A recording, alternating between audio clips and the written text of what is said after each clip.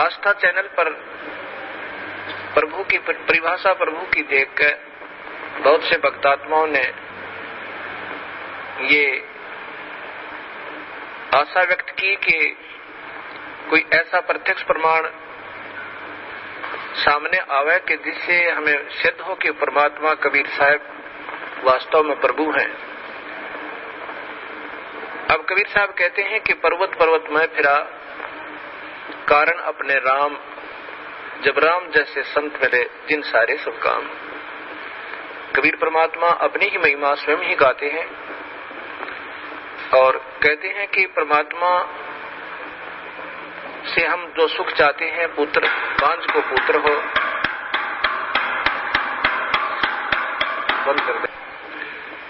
ये आपके सामने एक अनमोल उदाहरण है। ये एक परिवार खड़ा है। ये जिला रोहतक हरियाणा के गांव चिड़ी के रहने वाले हैं और इस बहन के जो अब देखो सामने, इस बहन की आयु लगभग 57 वर्ष है और साथ में ये नवजात शिशु इनकी गोद में है। ये इनका पुत्र है। पहले ये सामने जो लड़की खड़ी है, ये सामने सुलोचना नाम की लड़की, ये बड़े वाली देखना, इसका नाम सुलोचना है। आपकी कितनी आयु है बेटी? 35 वर्ष। अब इस लड़की की आयु 35 वर्ष हो चुकी है और इसके ये 2 पुत्र और पुत्री हैं। ये पुत्री है इस लड़की की और ये पुत्र है, अर्थात इस बहन की, देखना इसको बड़ी वाली को, क्या नाम है तेरी माँ का? संतरा की ये तो बेटी है, बड़े वाली सुलोचना नाम है, जो 35 वर्ष की है। चित्र मारे ना सारे। और ये देवती है इसकी और ये देवता और ये इनका दामाद है। इस 35 वर्ष के तक कोई संतान नहीं हुई इस लड़की के, सुलोचना के जन्म के उपरांत। अब इस बहन ने एक अपनी बहन का पुत्र भी गोद लिया। जब वो 10 वर्ष का हो गया तो उसकी मृत्यु होगी। उसकी मृत्यु के बाद ये पागल होगी। इस संतरा की ननंद गांव झांसुआ के अंदर ब्याही हुई है। वो बहुत बीमार रहती थी, सब जगह घूम ली थी, बर्बाद हो चुकी थी और कबीर परमात्मा के चरणों में आते ही कर्म दंड कटते ही वो स्वस्थ होगी। 4 वर्ष हो गए। तब वो अपनी बीमारी का इलाज हो जाने के बाद उसने फिर अपनी इस भाभी से प्रार्थना की जिसका संतान नहीं थी, एक पुत्री होने के बाद। ये जो सामने आपने चित्र में पुत्र को लिए हुए दिखाई दे रही है। फिर इधर पे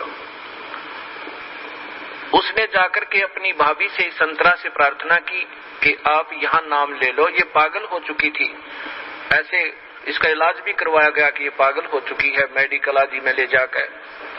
तब इसने प्रार्थना की कि आप हमारे गुरुदेव इस दास का नाम बताया, वहां चलो उनसे उपदेश लो। कबीर परमात्मा की रजा से आपकी ये सूनी गोद भी भरी जा सके है। अब 57 वर्ष की आयु में, और ये अनमोल कहानी करना कोई बच्चों का खेल नहीं है। ये पूर्ण परमात्मा कबीर साहब की समर्थता का प्रत्यक्ष प्रमाण है। ये नहीं मानी कि अब नहीं हो सकता कुछ भी।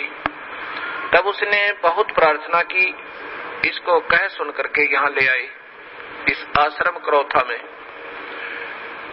नाम लिया। नाम लेते ही परमात्मा कबीर परमेश्वर ने अनहोनी की। ये बांझ को पुत्र दे, कोढ़ी को काया दे, वो प्रभु कहलाता है। ये गर्भ रहा, ये बच्चा परमात्मा ने भेजा अपनी कृपा से। फिर भी इनके मन में शंका पैदा कर दी इन मूर्ख मार्गदर्शकों ने, क्योंकि ये तो बेचारी सौदी में थी नहीं। पागल हो चुकी थी। कहा कि तुम्हारे देवता प्रसन्न हो गए, ये तो ऐसे होना ही था। ये 35 वर्ष तक देवता कहां जा रहे थे इनके? यही ये मूर्ख जो मार्गदर्शक कि कहीं तुम्हारी प्रभुता और तुम्हारे ये रोजी रोटी समाप्त ना हो जाए, फिर भी गुमराह करने की चेष्टा की। इनके दिल से यहाँ की आस्था हट गई और फिर अपनी उन्हीं देवी देवताओं के चक्कर में पड़ गई। ये लड़का 14 महीने तक मां के गर्भ से बाहर नहीं आया। सब डॉक्टर पच लिए कि ये लड़का शायद खत्म भी हो जा बालक। फिर वही जिसने इसको नाम दिलाया था, इसकी ननंद, वो गांव गई और उसने कहा कि नादान ने जुल्म कर दिया। ऐसे प्रमाण, प्रत्यक्ष प्रमाण के बाद भी तुम्हारी बुद्धि भ्रष्ट होगी, चलो जाकर माफी मांगे, दोबारा उपदेश ले। तब ये बेचारी यहाँ आई और जो भी उन देवता का दर रखा था वो करोड़ियां बठो क्या ठा गए। नाम लेकर गई, दोबारा माफी मांगी कि मेरे से गलती होगी। तब तीसरे दिन इस लड़के का जन्म हुआ। बोलो सतगुरुदेव की जय। ये सामने आप फिर देखिए इसी पुण्य परिवार को। आज इनसे पूछ कर देखो इन्होंने कितने देवी देवता पूजे थे और क्या क्या इन्होंने ना किया होगा। और कबीर परमेश्वर ने ये सुख दिया जो पृथ्वी पर कोई नहीं दे सकता। ये वो परमात्मा है जो भाग्य के बिना भी दे सकता है। ये आपके सामने प्रत्यक्ष प्रमाण है। बोलो सतगुरुदेव की। बंदी छोड़ कबीर साहेब की। सत साहेब। आस्था चैनल पर भक्तात्मा बड़े प्रेम पूर्वक और श्रद्धा पूर्वक ये सत्य राम कथा सुन रहे हैं। वास्तव में राम कथा ये है। अभी तक हमने रामायण आदि सुना, कृष्ण लीला आदि सुना। ये आंशिक राम है, ये विभागीय साहेब हैं। ये केवल एक ब्रह्मांड में अर्थात समझो एक प्रांत के विभागीय मंत्रियों की ही महिमा से हम परिचित हुए। अब वास्तव में राम कथा ये है जो आप परिभाषा प्रभु की सुन रहे हैं। इसको सुनकर जो शंकाएं सृष्टि रचना के बारे में भक्त आत्माओं के मन में उत्पन्न हुई, वो क्या है? हमारे पास पत्र और साथ में टेलीफोनों से उन्होंने बड़े प्रेम पूर्वक विनम्र भाव से जानना चाहा। कहते हैं कि ये शंकाएं हमारे हृदय में घर किए हुए हैं। वैसे आपके द्वारा दिए गए प्रमाण शब्द सिद्ध हैं, उनमें गुंजाइश नहीं है मन को कहीं भी छिद्र ढूंढने की। फिर भी ये मन कहीं ना कहीं छोटी छोटी आंट बना करके हमें ऐसे कचोटता ही रहता है। बड़ी आपकी कृपा होगी अगर ये छोटे छोटे प्रश्नों के शंकाएं भी हमारी दूर हो जाए।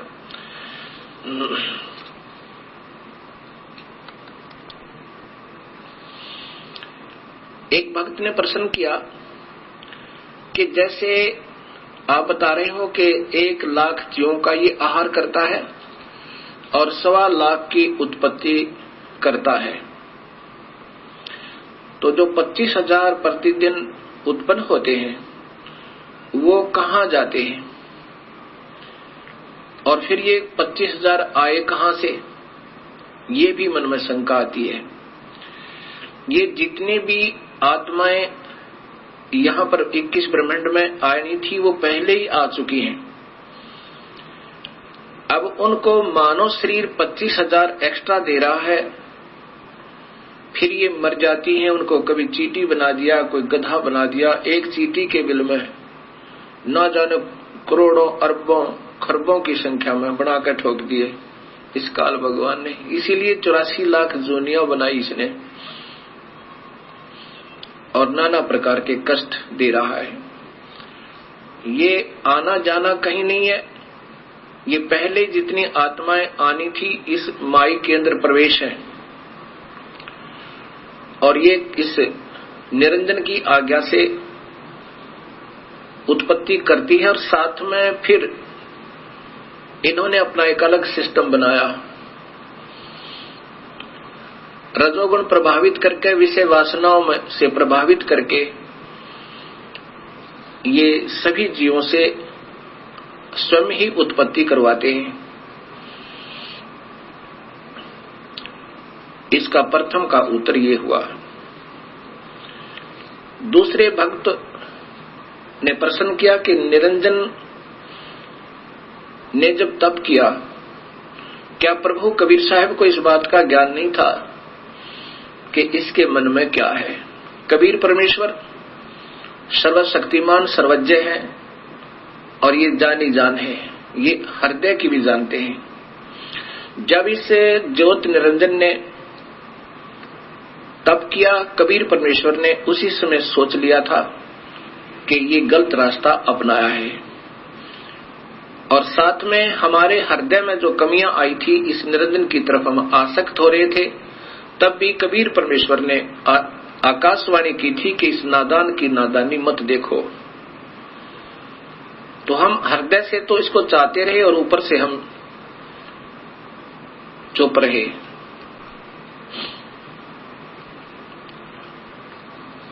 और परमेश्वर कबीर साहब ने मालूम था कि ये क्या चाह रहा है, वो सर्वशक्तिमान है। दूसरा प्रश्न ये हुआ कि कबीर परमेश्वर ने जो सर्वप्रथम जिस आत्मा ने स्वीकृति दी थी, उसको कन्या लड़की ही क्यों बनाया? किसी और रूप भी बना सके थे, पुरुष ही बनाकर उसके पास भेज देते हैं। अब ये तो आपके मन में काल स्वयं विद्यमान है, ये काल ही है, और काल ऐसे ही उठपटांग आपके मन में खरपतवार पैदा करता रहेगा। जब पहले आप लोग और हम भी देवी देवता, हनुमान जी, श्याम जी, ब्रह्मा विष्णु महेश की, माताओं की सब पूजाएं करते थे, कभी मन में कोई उथल पुथल नहीं हुई। और जब ये अपने प्रभु को पहचानना चाहती है आत्मा, उस समय ये काल तीव्र हो जाता है, सैकड़ों शंकाएं उत्पन्न करने की चेष्टा करता है। प्रथम तो ये कारण आप समझ लेना कि आपके अंदर अगर ऐसी उथल पुथल हो रही है, ये काल प्रेरणा है। फिर भी समाधान सदगुरु आपको पूरा देंगे। कबीर परमेश्वर जानी जान है, उन्होंने इस लड़की का कन्या रूप जरूर बनाया था, लेकिन इनके प्रजनन इंद्रिय नहीं लगाई थी। ये योनि नहीं बनाई थी, और साहब देखना चाहते थे अगर ये ठीक ठाक रहेगा ये काल, तो यहां रहेगा 21 ब्रह्मांड में आराम से रहेगा, और ये आत्मा जो लड़की रूप में प्रकृति है, माया है, तो ये इसकी उत्पत्ति यहां कर देगी इसके जीवों की, और वहां बहुत अच्छा शरीर बनेगा। नूरी शरीर बनना था सबद शक्ति तय। और यदि गलती करेगा, इस लड़की के साथ दुर्व्यवहार करेगा, तो इसकी नीचता का पता लगेगा। पता तो था मालिक ने कि दोनों में से कोई सा भी कर सकता है, और साथ में हमने जो अपनी पतिव्रता पद से हम गिरे थे, हमें भी अक्ल लगानी थी कि एक बार ये काल के जलों में चले जाएंगे, उस काल के दुख ने उठा लेंगे, और फिर मैं इनको वापस लाऊंगा, ये फिर कभी नहीं भटकेंगे। अब लड़की इसलिए बनाया कि ये अगर इसके साथ दुष्व्यवहार करेगा, दुर्व्यवहार करेगा, तो इसको श्राप लगेगा 1 लाख मनुष्य शरीरधारी जीवों का आहार करने का, और इसकी फिर मजबूरी होगी काल की कि मानव शरीर ये जरूर बनाएगा, नहीं तो ये मानव शरीर नहीं देता। ऊपर देव बनाता, देव रूप में इतना सुख होता इस प्राणी को, ये प्रभु को याद नहीं करता। अब इसकी उस जानी जान परमात्मा ने पहले इसकी पर काट दी थी, चल बेटा किसी तरह चल ले तू। अब हम इसने वहां गलती की, बदमाशी करना चाहा, तो लड़की ने इसके अंदर शरण लिया, उसके प्रतिफल में काल को श्राप लगा, ये वहां से निष्कासित हुए। अब ये काल की मजबूरी बन गई हमें एक मानव शरीर देने की, इसको श्राप लगा हुआ अपने भूख मिटाने के लिए। और कबीर परमेश्वर को मालूम था कि इन अपनी प्यारी आत्माओं को मैं इस मानव शरीर में फिर जाकर सत्ज्ञान दूंगा और अपने चरणों में लेकर के इनका फिर उद्धार करके वापस ले आऊंगा। ये जानी जान है, ऐसा इसका ये समाधान समझो। अब फिर प्रश्न एक, क्योंकि ये जो खरपतवार उत्पन्न होते हैं वो या तो बहुत ही अनजान होते हैं या वो किसी गलत गुरु के फंसे हुए होते हैं और वो गुरु लोग उनमें ये गलत मैटर भरते रहते हैं कि ये प्रश्न करो, ये करो, क्योंकि उनके पास अब जवाब नहीं है।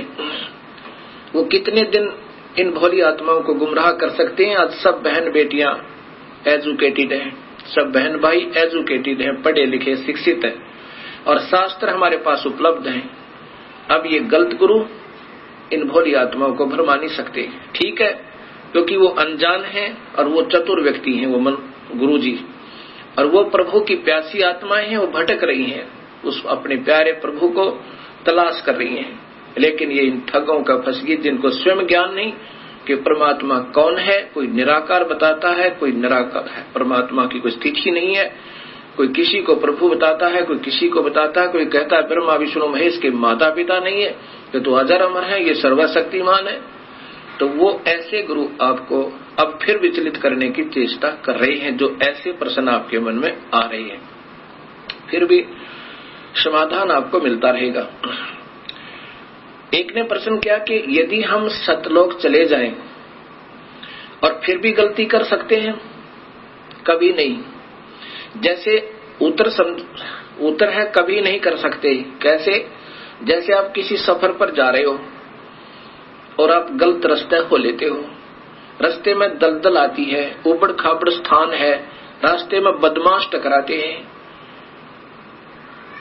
और आपको कोई पहले कह रहा होता कि इधर से जाओ, रास्ता लंबा बेशक है पर ठीक है, और आप ने अपनी सूझबूझ से उधर चलना शुरू कर दिया हो। रास्ते में बदमाश टकरावे और आपको तंग करें, आप क्या सोचोगे? यही सोचोगे हे प्रभु अब के ठीक ठाक यहाँ से बचा दो, इस रास्ते जिंदगी भर नहीं आएंगे, और ऐसा ही करोगे। एक बार अब हम काल की पीड़ा से, अपने ही नादानी से, अपने ही कमजोरी से आज हम पैर पे कवाड़ा मार के स्वयं ही दुख पा रहे हैं, और वो दयालु अब भी हमारे पीछे पीछे घूम रहे हैं और हमें फिर अपने शरण में लेना चाहते हैं। अब इसकी एक बार हम वहां पहुंच जाएंगे, इधर देखेंगे नहीं जिंदगी में कभी भी, हम इधर थूकेंगे भी नहीं, क्योंकि जब हम यहां से चले जाएंगे तो इस खतरों का हमें और विशेष ज्ञान होगा।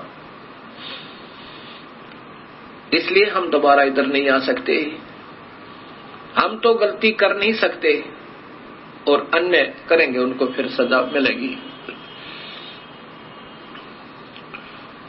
दूसरा प्रश्न और प्रश्न किया कि जैसे स्थूल शरीर को तो हम फूंक देते हैं, ये 5 तत्वों का शरीर है, कोई जला देता है, कोई कब्र में गाड़ देता है, कोई जल प्रवाह कर देता है, और कोई किसी प्रकार से इसका अंतिम संस्कार कर देते हैं, मिट्टी को मिट्टी में मिला देते हैं। फिर ये खाने वाली बात समझ में नहीं आई, वो खाता किस चीज को है काल। अब यही सोच अधूरी हमारी, तभी तो हम यहाँ उलझे हुए हैं। अब जैसे बादाम आपने देखा होगा, बादाम के ऊपर का कवर खाने का नहीं होता, छिलका नहीं खाने का होता, उसके अंदर एक और गिरी होती है, वो खाई जाती है। ऐसा ये फॉर एग्जाम्पल समझो। वास्तव में कैसा है कि मानव शरीर में जितने भी हम चटपटे खट्टे मीठे पदार्थ आहार करते हैं, क्योंकि मन स्वयं काल है और इसकी आदत है चटपटे भोजन खाने की, मांस मिट्टी शराब सुल्फा पीने और खाने की, क्योंकि इससे इस सूक्ष्म शरीर में, इन आहारों से सूक्ष्म, इस स्थूल शरीर के द्वारा सूक्ष्म शरीर में एक ऐसा द्रव तैयार करवाता है कि जो उस सूक्ष्म शरीर के अंदर लेप हो जाता है, उसमें जैसे स्पंज सोख लेती है, पानी को चूस लेती है, ऐसे वो सूक्ष्म शरीर इन व्यसनों को जो हम सारे जीवन में आहार करते हैं, पान करते हैं, कोई शराब पीता है, कोई सुल्फा पीवे, कोई अफीम खावे, कोई नाना प्रकार के चटपटे भोजन आहार करता है, उससे स्थूल शरीर की परवरिश होने के बाद भी कुछ मैटर बच जाता है और उसका फिर लेप उस सूक्ष्म शरीर, इसके अंदर एक ऐसा ही सूक्ष्म शरीर है, उसके अंदर लिप्त हो जाता है, जम जाता है। उस सूक्ष्म शरीर को ऊपर ले जाके अपनी तपस्या पर फिर ये जला भून भून के बुरी तरह तड़फा तड़फा के उसमें से वो माल छुटवाता है, वो द्रव छुटवाता है। और ये इतना पीड़ा होती है इस जीव को, ये चिल्ला चिल्ला कर बुरी तरह रोता है और फिर बेहोश हो जाता है। और जब इसमें से सारा मैटर निकल लेता है, इसने ऑटोमेटिक सिस्टम बनाया हुआ है, फिर इनको वहां से उड़ा देता है। फिर ये आकर के धर्मराय के पास लेखा जोखा करवाते हैं। फिर कर्म आधार पर इनको फिर 84 लाख जूनिया, स्वर्ग, नरक आदि प्राप्त होते हैं। और फिर कर्म आधार पर स्वर्ग, नरक, 84 लाख जूनिया, ये अलग से फिर इसी काल इनको देता है, ये दंड अलग से होता है।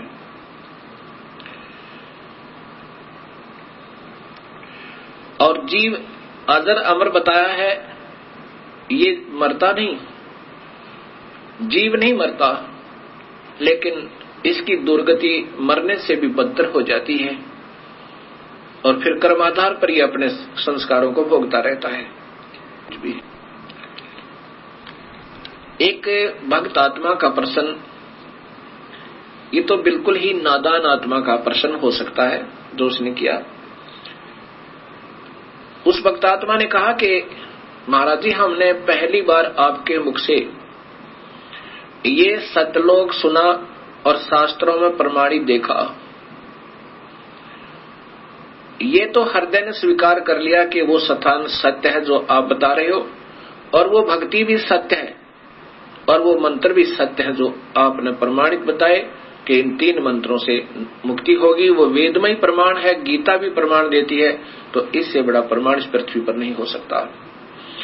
अब मुझे डर लग रहा है कि कहीं मैं आपसे उपदेश ले लूं और आपकी सत्साधना से मैं सीधा सतलोक चला जाऊं और कहीं वहां कोई भी ना मिले, मैं अकेला ही पहुंच जाऊं तो वहां मेरा दिल नहीं लगे।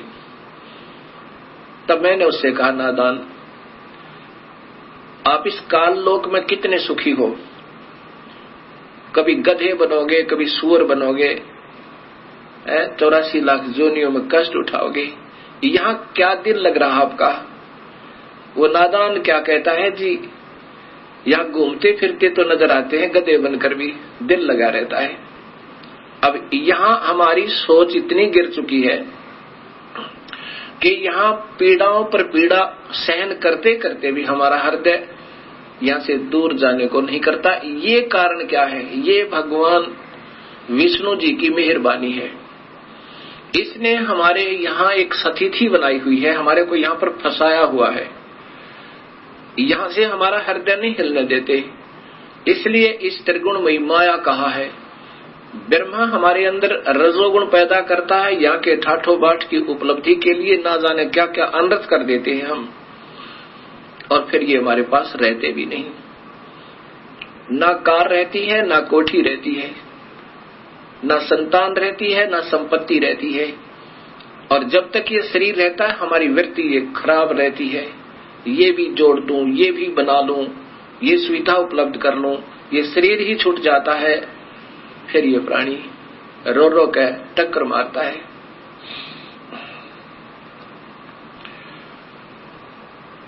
अब ये सत्ज्ञान से धीरे धीरे आपका हृदय यहां से हट जाएगा।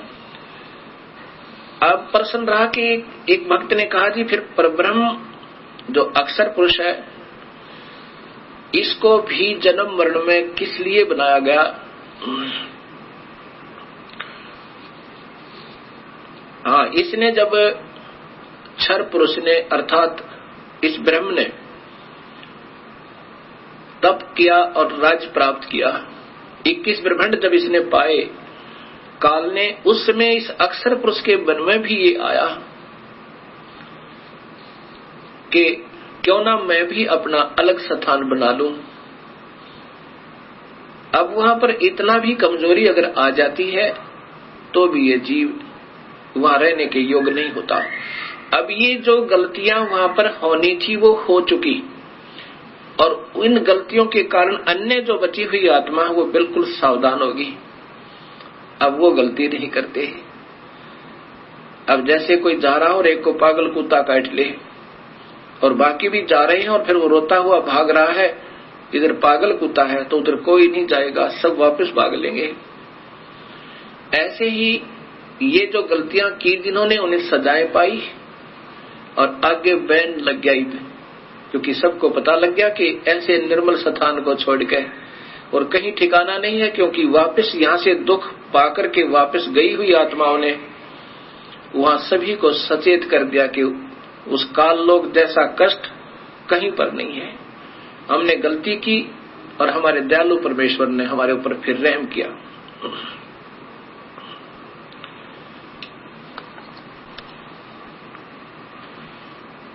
ये परब्रह्म की जो 7 संख ब्रह्मांड बनाए, उसमें कुछ आत्माएं, इन सबके आने के बाद इनके भी कुछ हृदय में इनकी आत्मा, यानी अब एक भक्त ने प्रश्न किया कि जब वहां मन तो है ही नहीं, आप ही बता रहे हो कि काल ही मन है और मन वहां है नहीं, तो फिर आत्मा वो मन कैसे हुआ उस निरंजन में। अब ये आत्मा की भी सोच होती है। मन तो यहाँ इस काल लोक में है, यहाँ इसने डबल बना रखा है, अपना भी प्रभुता। मन इस आत्मा की सोच को यहाँ बिल्कुल खराब कर देता है, और आत्मा की भी अपनी सोच होती है। तो वहां अपनी सोच से उन बाकी कुछ आत्माओं ने, जो 7 संख ब्रह्मांडों में कुछ आत्माएं ऐसी हैं जिन्होंने भी ये सोचा था कि शायद हम भी उसमें स्वीकृति दे देते तो वहां चले जाते। इनके मन में ऐसा आया था, और उनकी भी सजा इनको इतनी ही मिली कि इस पारब्रह्म का अलग से एक स्थान बनाया और उसमें उन बाकी की आत्माओं को वहां भेज दिया।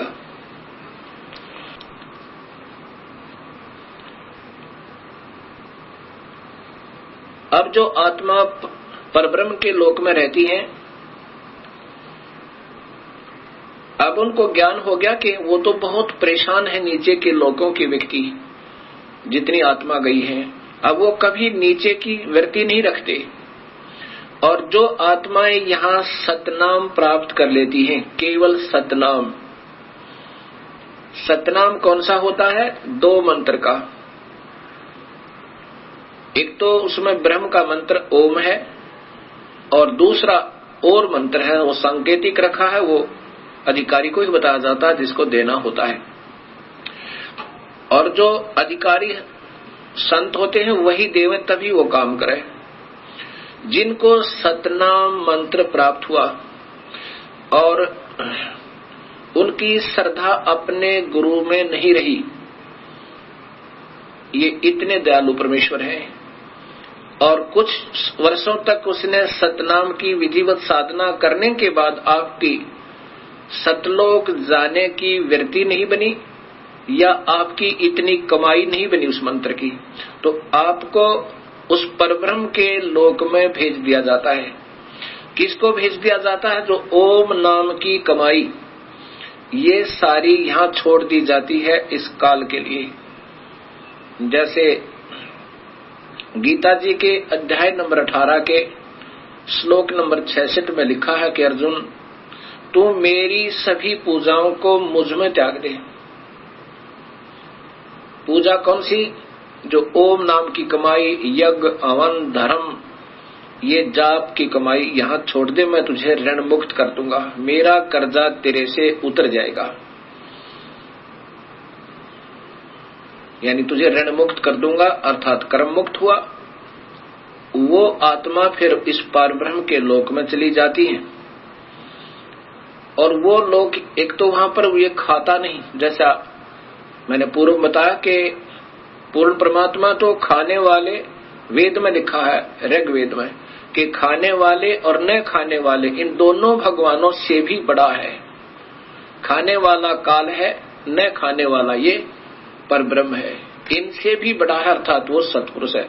तो वो परब्रह्म जीव आहार नहीं करता, उसने ऐसी गलती कोई नहीं की, लेकिन मन में फिर भी थोड़ी कमजोरी, उसकी आत्मा में थोड़ी सी वीकनेस आई थी, तो उसका भी सजा उसको भोगना पड़ा। तो वहां ये यहाँ के हंस फिर वहां पहुंच जाते हैं। वहां पर इतना बढ़िया शरीर है, यहाँ के देवताओं का, ब्रह्मा विष्णु महेश का भी नहीं है। जैसा कि आपको बताया था कि यहाँ के देवताओं का तो शरीर है जैसे चीनी का कप बना हो, सफेद कप जो चाय पीते हैं, और हमारा मिट्टी का बना हो सीधा ही, इतना कमजोर है। और जो परब्रह्म के लोक में परब्रह्म और वहां के रहने वाले जितने हंस हैं, उनका सटील का समझो, इससे ज्यादा सथाई है, लेकिन है नासवान फिर भी। अब ये सोचकर इस पर ब्रह्म को समझना, इसकी उत्पत्ति यूं हुई। और फिर जो सत भक्ति करता है और जिसको सतनाम भी मिल गया और कमाई फिर भी पूरी नहीं हुई, और साथ में यहाँ की कोई इच्छा आपकी रह जाती है, तो कबीर परमेश्वर हर ब्रह्मांड में अपना अलग स्थान बनाकर रहता है। इन आत्माओं को जिनकी अधूरी कमाई है, भक्ति पूरी नहीं हो पाई, कि काल के ऋण से मुक्त अभी नहीं हो पाए, और परब्रह्म का भी, क्योंकि परब्रह्म के लोक को पार करना है, उसका भी ऋण देना है, वो दूसरे मंत्र से, तत्मंत्र से कमाई करनी है, वो तत्मंत्र संकेतिक है। इन दोनों का मिलकर जब ये योग्य हो जाएगा, दोनों का ऋण उतरने योग्य हो जाएगा, तब ये कबीर परमेश्वर इनको सारनाम देकर, सारनाम की कमाई साथ करवा कर, और फिर यहाँ से सतलोक ले जाएगा। जब तक आपकी पूरी कमाई नहीं बनी होगी, तो आपको यहीं रखेगा, और आपकी थोड़ी बहुत भी इच्छा इस लोक में रह जाती है, तो भी इसी ब्रह्मांड में एक स्थान ऐसा है, वहां कबीर परमेश्वर आपको रखेगा। वहां पर आपको तपतशिला पर नहीं जाने देगा, तपतशिला पर नहीं जाने देगा, और न ही कुत्ते गधे सुअर बनने देगा, क्योंकि आपकी कमाई इतनी हो जाएगी, और साथ में आपके पाप कर्मों परमेश्वर कबीर साहब काटता रहेगा। जब ही नाम हृदय धरो, भयो पाप को नासे, जैसे चिंगारी अग्नि की पड़ी पुराने गासे। अब आपके शुभ कर्मों के आधार पर वहां रखेगा और तपतशिला पर नहीं जाने देगा। ये आपको इस कबीर परमेश्वर के शरण में आने से और एक्स्ट्रा बेनिफिट है। और फिर ये सदियों के उपरांत इन शुभ कर्मों के आधार पर आपके फिर मनुष्य जन्म हो सके, 100 भी प्राप्त हो सके।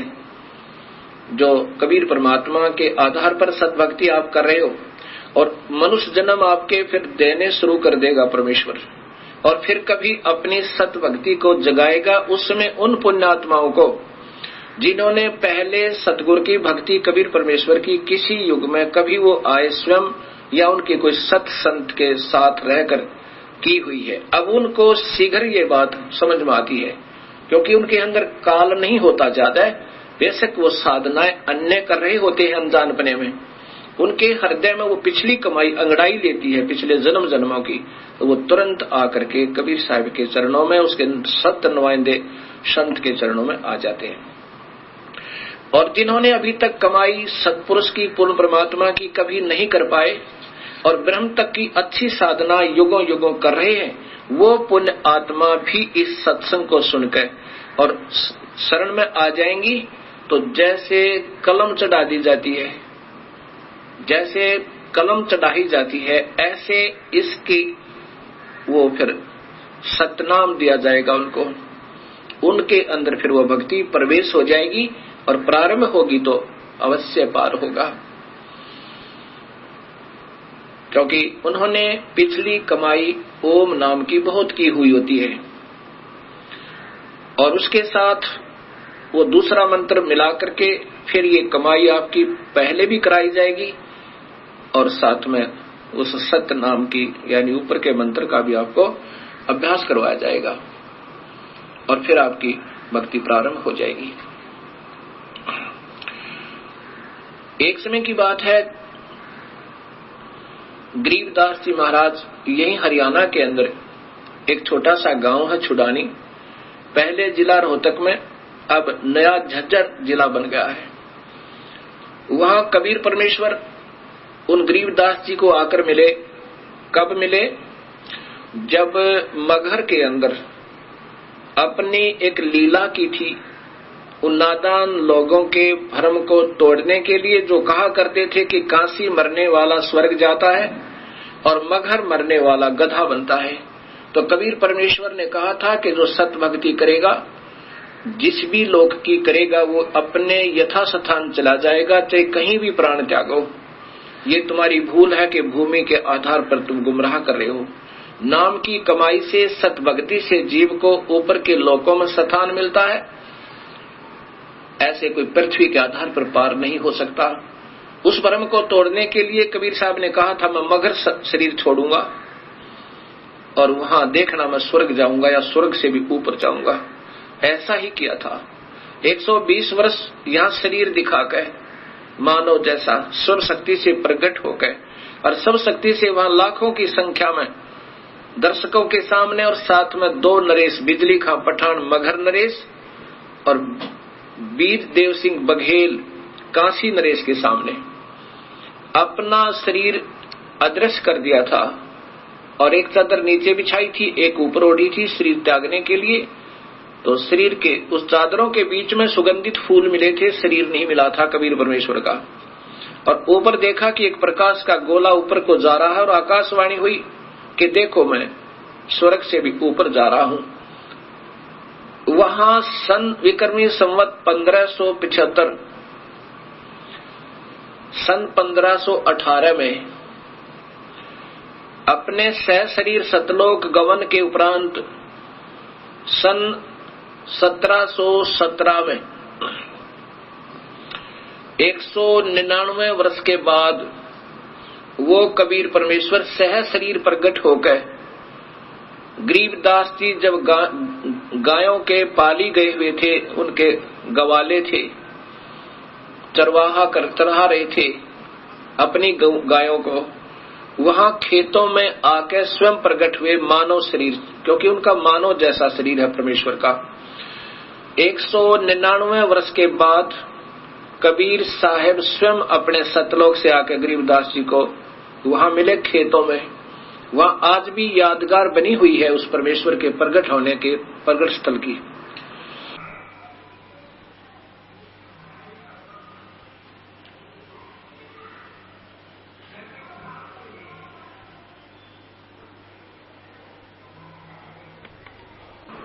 गरीबदास जी ने फिर अपनी वाणी में वो सत्य ज्ञान दिया जो आंखों देखा, उस कबीर परमेश्वर की समर्थता का। कबीर साहब गरीबदास जी की आत्मा को लेकर धर्मराज के दरबार में पहुंचे। धर्मराय यहाँ का न्यायाधीश जो काल ने बैठा रखा है, और वो सबका लेखा जोखा करता है। कबीर साहब गरीबदास जी की आत्मा को लेकर के धर्मराज के दरबार में, धर्मराय के उस न्यायाधीश के दरबार में प्रवेश करते हैं, और यहाँ का वो सुप्रीम जज न्यायाधीश खड़ा हो जाता है धर्मराय, और कबीर साहब के सामने अपनी चेयर छोड़ देता, अपना तख्त छोड़ देता है, कुर्सी छोड़ देता है, क्योंकि कबीर परमेश्वर वो सुप्रीम पावर है। जैसे हिंदुस्तान का सुप्रीम कोर्ट का सुप्रीम जज, चीफ जस्टिस, चीफ मजिस्ट्रेट राष्ट्रपति के सामने अपनी चेयर छोड़ देगा, अन्य के लिए नहीं, क्योंकि हिंदुस्तान का राष्ट्रपति सुप्रीम मजिस्ट्रेट भी होता है और वो सुप्रीम पावर होती है। राष्ट्रपति फांसी की सजा भी मुक्त कर सकता, उसको कोई पाबंदी नहीं, और अन्य सजाएं तो उसके बाएं हाथ का खेल होता है। ऐसे कबीर परमेश्वर वो सुप्रीम पावर है, यहाँ के हर ब्रह्मांड के न्यायाधीश उसके सामने हाथ जोड़कर खड़े हो जाते हैं। जब धर्मराज ने कहा, धर्मराय ने कहा, न्यायाधीश ने कहा कि हे परवरदिगार विराजो, बैठो मालिक, तब खड़े खड़े कबीर साहब ने जैसे कोई बड़ा अधिकारी छोटे अधिकारी पर डांट लगावे और अपनी समर्थता दिखावे, ऐसे कबीर साहब ने कहा कि धर्मराय आंख कान खोल कर सुन ले, जिसने मेरा नाम ले रखा है। क्योंकि कबीर परमात्मा ने मालूम है कि ये काल का जाल बहुत तगड़ा है, ये नाम भी ले लेते हैं, इनके मन में और ना जाने कितनी खरपतवार पैदा कर देता है और फिर उन भोली आत्माओं को नाम से वंचित करवा देता है। इनको ऐसे ही झूठा लालच देकर और दूसरे के द्वारा प्रेरणा दिलाकर कि उन्होंने कहीं देवी देवताओं को की पूजा त्याग दें, आपको घना नुकसान हो जाएगा, ऐसे डरा डरू के और उनसे पूजा छुटवा देता है। और वो पुण्यात्मा 1 वर्ष 2 वर्ष 3 वर्ष 4 वर्ष जितनी भी पूजा कर चुके हैं और डरते त्यागी गए, जो गुरुद्रोही नहीं हुए, और उनको फिर धर्मराज के दरबार में ले जाया जाता है, मान लीजिए। तो वहां जाकर के कबीर साहब कहते हैं उन आत्माओं को भी तू मत पकड़ना, क्योंकि उनको तुमने दबाव देकर और दूसरे के द्वारा उनको गुमराह करवा दिया, उनको मेरे पास भेज देना। और साथ में भूल चूक के जिसने सारी उम्र पूजा की मेरी कबीर परमेश्वर की और अंत में किसी ने डगमग कर दिया, उन दोनों ही सतिथि वालों के बारे में कबीर परमात्मा क्या बताते हैं। धर्म गरीबदास जी ने उनकी वार्ता अपने कानों सुनी, आंखों देखी, वर्णन किया। क्या बताते हैं? धर्मराय दरबार में देई कबीर तलाक, मेरे भूले चुके हंस को पकड़िए मत कजाक। कबीर साहब कहते हैं धर्मराज, अगर कोई मेरी आत्मा भूल चूक कभी तेरे दरबार में आ जा तो उसको सजा मत देना, उसको मेरे पास भेज देना। अब वो धर्मराज हाथ जोड़कर कहता है परवरदिगार, आप ही का बनाया हुआ एक संविधान है कि जो जैसे भी जो कर्म करेगा इस 21 ब्रह्मांड में उसको उनका प्रतिफल अवश्य भोगना होगा, चाहे अवतार भी क्यों ना हो। जैसे भगवान श्री राम ने सुग्रीव के भाई वाली को मारा था, उसकी भी सजा, उसका भी दंड भोगना पड़ा। भगवान श्री कृष्ण रूप में वही विष्णु जी आए, श्री राम आत्मा, और एक पारधी ने उनके पैर में तीर मार के वो बदला लिया। वो पारधी कौन था? वो बहेलिया कौन था? वो स्वयं वो बाली था जो सुग्रीव का भाई की आत्मा थी। कबीर साहब कहते हैं कि जिन्होंने मेरा उपदेश ले लिया वो तेरे कर्म भ्रम नहीं लगेंगे। अब धर्मराज कहता है कि मालिक, जब तक ये आपकी शरण में नहीं आए थे, इनकी पिछले पाप कर्म और शुभ कर्म मेरे अकाउंट में, इनके अकाउंट में, मेरे रजिस्टर में चढ़े हुए हैं। उनका फल मुझे देना पड़ेगा दाता, या मेरी मजबूरी है। तब कबीर साहब ने कहा कि ये कर्म भ्रम ब्रह्मांड के मैं पल में कर दूं नेस, ये काट दूंगा सबको।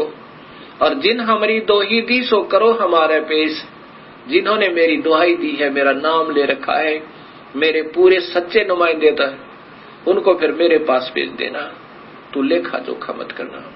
बोले पुरुष कबीर से धर्मराय कर जोड़े, तुमरे हंस को पकड़ू नहीं मोहे 2 लाख करोड़। ये कबीर परमेश्वर, तेरी आत्मा ने मैं नहीं पकड़ूंगा, लेकिन मुझे ये लाख दुहाई है, अपने कानों के हाथ लगाकर कहता हूं।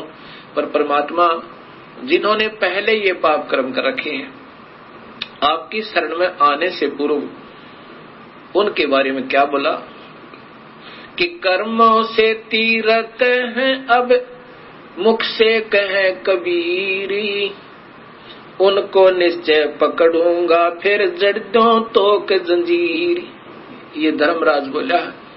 तो कबीर साहब क्या कहने लगे, करम भरम ब्रह्मंड के ये पल में कर दो ने से, इनका काटा लगा दूंगा, क्रॉस कर दूंगा तेरे सारे मेरी प्यारी आत्माओं के पाप कर्मों को।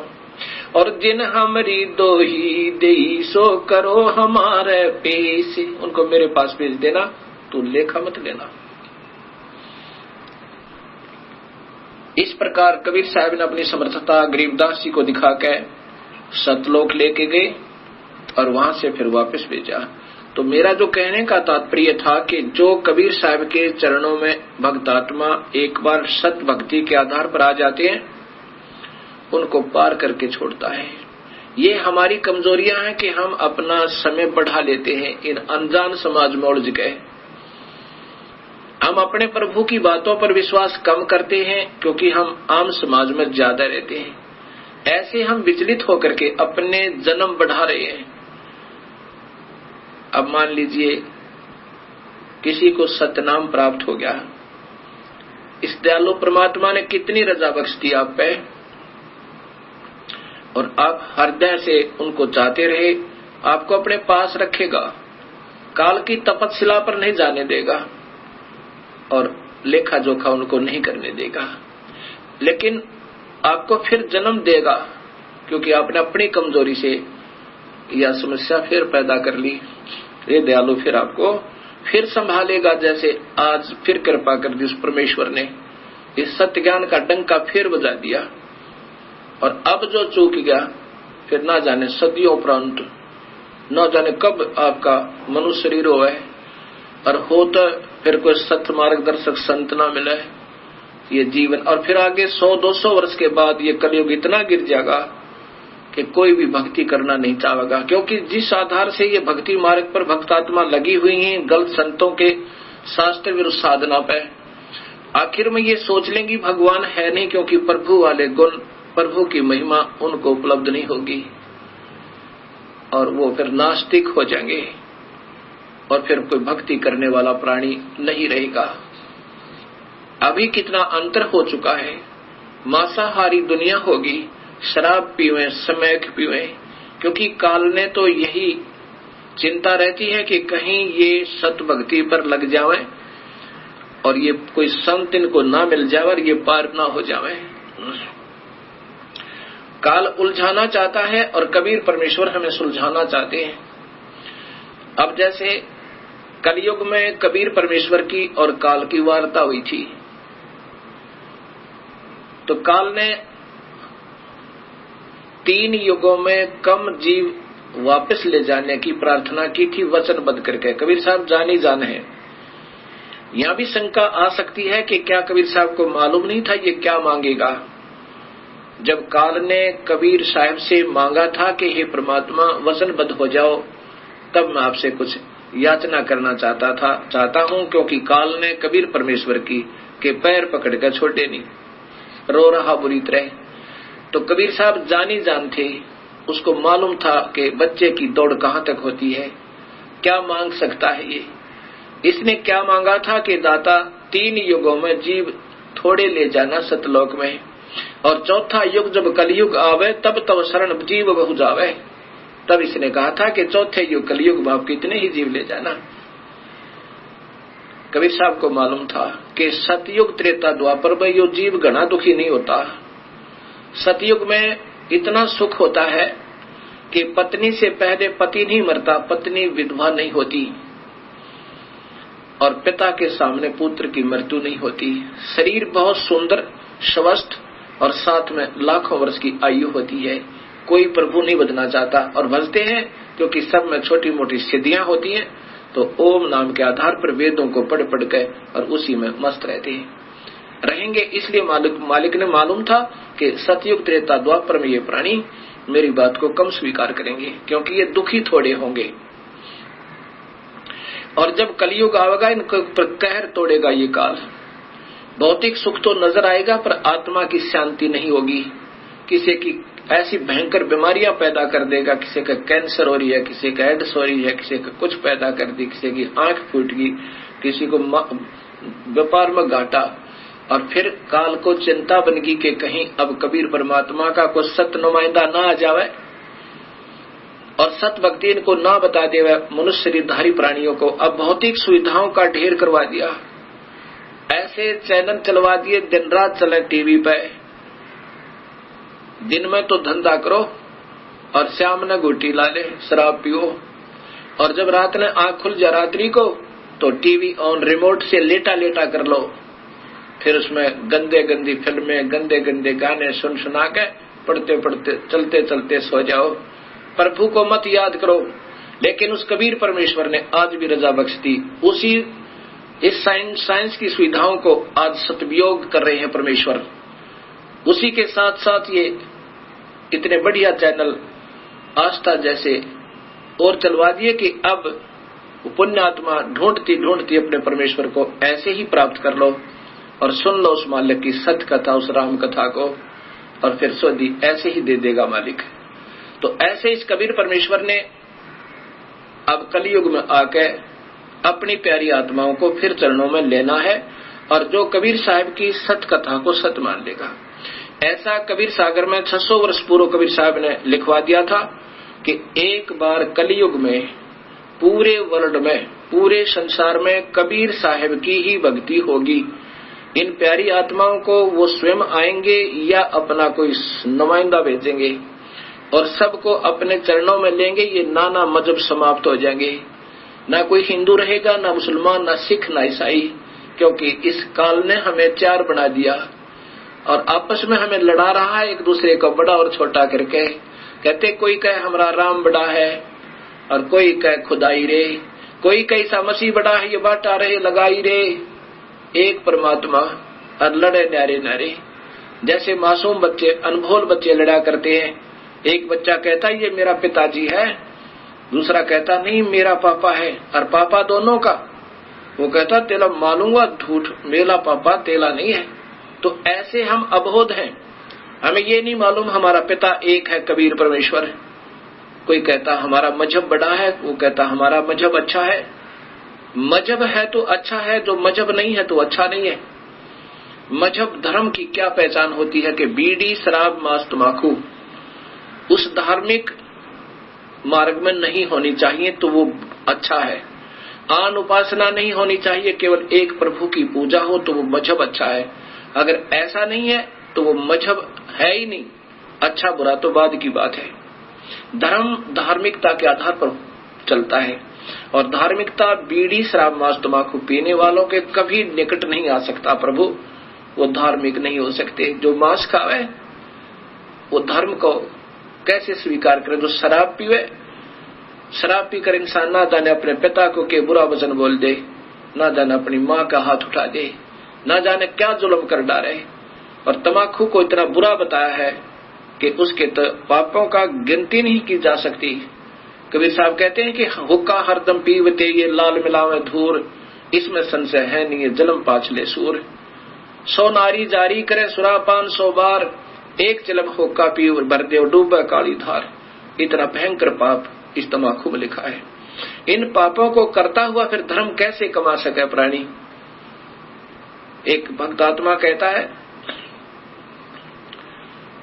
कि हम आश्रम में नहीं पीते बीड़ी शराब आदि, अपने गुरुओं के पास जाते हैं बाहर पीते हैं। जहर को कहीं खा लो, बाहर खाओ चाहे अंदर खाओ, आश्रम में खाओ चाहे बाहर खाओ, जहर ने असर करना ही करना है। एक कहता है जी बीड़ी से तो इतना पाप नहीं होता, मांस और शराब तो बुरा है, क्योंकि वो बीड़ी स्वयं पी रहा था। अब ऐसा ही है जिसकी जो लत पड़ी हुई है उसको त्यागने को तैयार नहीं। दूसरों को कहता वो तो खराब है, ये तो कोई बात नहीं। अब कोई बीड़ी पी रहा है वो तो अपनी भक्ति का विनाश कर रहा है। जैसे खीर बनावे, हलवा बनावे और बना के उसमें बालू रेत यानी उसमें रेत डाल दे, मिट्टी डाल दे, बताओ वो क्यों बनाई, क्या फायदा बनाने का भी। भक्ति करे और कुबित कमावे वो कभी सफल नहीं हो सकता, वो तो बिगाड़ दी उसने साथ की साथ। ऐसे ही आन उपासना, एक प्रभु की एक गुरु पर आश्रित कर होकर एक ही प्रभु की साधना जो नहीं करता उसको गीता में व्यभिचारिणी भक्ति कहा है। जो स्त्री एक पति अपने पति पर ना रुक कर वो नाना जगह धक्के खाती है, उसको ऐसी संज्ञा दी है। जो एक परमात्मा की भक्ति नहीं करते, देवी भी, देवता भी, तीर्थ भी, फलाना भी, ढकड़ा भी, मंदिर भी, मस्जिद भी, कहते वो व्यभिचारिणी भक्ति कर रही है। और अव्यभिचारिणी भक्ति से प्रभु की प्राप्ति हो सकती है। तो हम देख लेना हमारा समाज अब क्या कर रहा है। तो ऐसे जब हम सत भक्ति पर लगेंगे तब ये हमें ज्ञान होगा और भक्ति हमारी सुचारू चल पाएगी। अब प्रसंग चल रहा है कि कबीर परमात्मा के चरणों में आने के बाद इस जीव को फिर यहां से निकलने का एक चांस मिलता है। और जब ये सत भक्ति प्रारंभ होती है, धर्मदास जी को कबीर साहब ने कहा कि धर्मदास, जो मेरी प्यारी आत्मा मेरे द्वारा भेजा हुआ रसूल दूत भक्ति का मार्ग का सत भक्ति बताने वाला मेरा संदेश वाहक, वो संत सत भक्ति को जब दृढ़ करेगा, उस समय के वर्तमान के संत और महंत उसके साथ लड़ाई करेंगे, रहाड़ कर बढ़ावेंगे और दुनिया को गुमराह करने की चेष्टा करेंगे। ये झूठ बोल रहा है। कबीर साहब कहते हैं कि जो मम सत शब्द दरढ़ावे, उसके संग सप राड बढ़ावे, अस संत मंथन की करनी और धर्मदास में सुनाऊं वर्णी। ये उनका विवरण बताता हूं। उस समय के संत नकली और नकली ये महंत उस मेरी प्यारे हंस के साथ द्वेष करेंगे और जनता को गुमराह करने की चेष्टा करेंगे, परंतु मैं साथ रहूंगा, उनकी बिल्कुल नहीं बसावेगी। क्योंकि सत्य का अंत नहीं होता, असत्य का पैर नहीं होते। उस समय के ये असत्य पर आधारित विचक्षण ये चतुर संत शास्त्र विरुद्ध साधना बता रहे होंगे, और जब हमारे शास्त्र अनुसार साधना प्रारंभ होगी तो सब समझेंगे और उनसे अपनी फांसी निकलवा लेंगे उन गलत गुरुओं तय। अब यहाँ एक समाधान प्रश्न और उठता है मन में, भक्त आत्माओं के रह कर फोन आते हैं, कहते हैं जी हमने सुना है कि गुरुदेव नहीं त्यागना चाहिए अगर हमने कहीं से दीक्षा ले रखी है, ये तो महापाप बताया है गुरुदेव ने। अब गुरुदेव क्या होते हैं? ये वैद्य समझो भक्ति मार्ग के, और जन्म मरण के दीर्घ रोग के काटने वाले वैद्य होते हैं। एक डॉक्टर से दवाई नहीं लगाए क्या दूसरा नहीं बदला जाता? तुरंत बदलना चाहिए और समझदार व्यक्ति तुरंत बदलेगा। उसके सामने नहीं मरेगा, उसकी दुकान पर पड़ के अपना पीछा छुटवाएगा, 36 जगह इलाज करवाएगा जब तक उसका रोग ना कट जाए। इसलिए हमने गुरु बदलने में कभी देरी नहीं करे। कबीर साहब ने कहा कि झूठे पक्ष को गुरु को तजते कनक ना लावा वार, तुरंत त्याग दे उसको जब पता लग जा। कबीर साहब कहते हैं जब भेड़ा देखा जर्जरा हम तो उतर गए फड़क। फड़क माने एकदम निकल जाए, जैसे जा रहे हैं कहीं समुद्र दरिया से पार होने की चेष्टा करी और देखा कि ये तो स्वयं डूबने वाला है जिसमें हम बैठे हैं, कहता तुरंत कूद जाओ उसमें, बाहर निकल जाए, जान बच जाएगी। ऐसा ही लिखा है।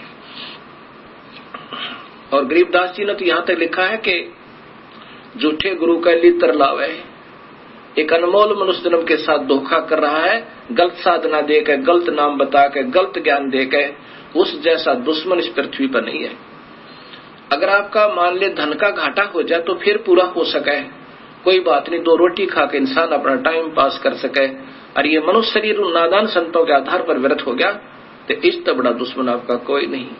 और वो प्रमाण कहां से मिलेगा? शास्त्र देंगे कि शास्त्र अनुसार साधना है तो सही है, वेदों के अनुसार और गीता के अनुसार यदि आप ब्रह्म साधना कर रहे हो तो ठीक है।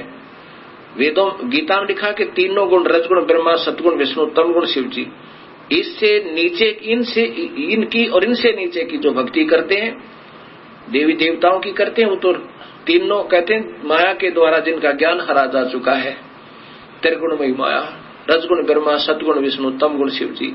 रजगुण ब्रह्मा के द्वारा कैसे हरा है कि ये यहीं की संपत्ति और संतान में ही ये व्यस्त रहता है, यहीं की सुविधाओं को प्राप्त करने में अपना जीवन खो रहा है, ये रजगुण ब्रह्मा की कृपा है।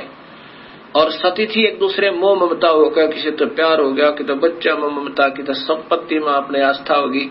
ये भगवान विष्णु के द्वारा काल ही सतोगुण में पैदा करके और हमें यहाँ जकड़वा रहा है।